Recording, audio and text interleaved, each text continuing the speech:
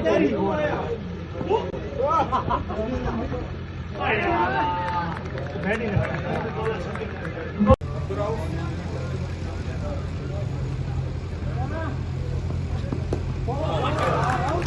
सूफी क्या बॉल करा है, अच्छी गेंदबाजी, अच्छी ईमान की ताकत है सूफी साहब, बहुत ही अच्छी बॉलिंग।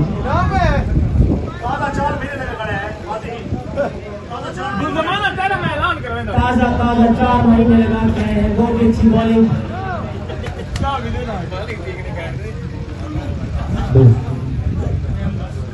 3 बॉलें बाकी, गहरी वेल्डन दौड़े, बॉल सोना आया तो बढ़िया आया, सोना आया तो बढ़िया आया। हैट्रिक बॉल, टूर्नामेंट की पहली हैट्रिक।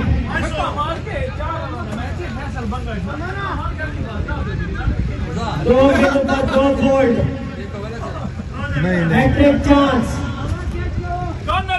फील्डिंग आ गई है ऊपर, दौड़े लेग जाने।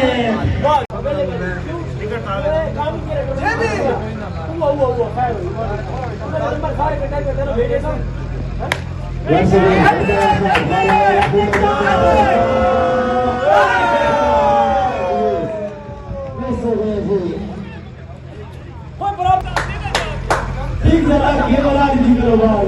Once again, Jafar Kanachi. नजर लग गई है शायद सुनील साहब, 2 आउट करने के बाद।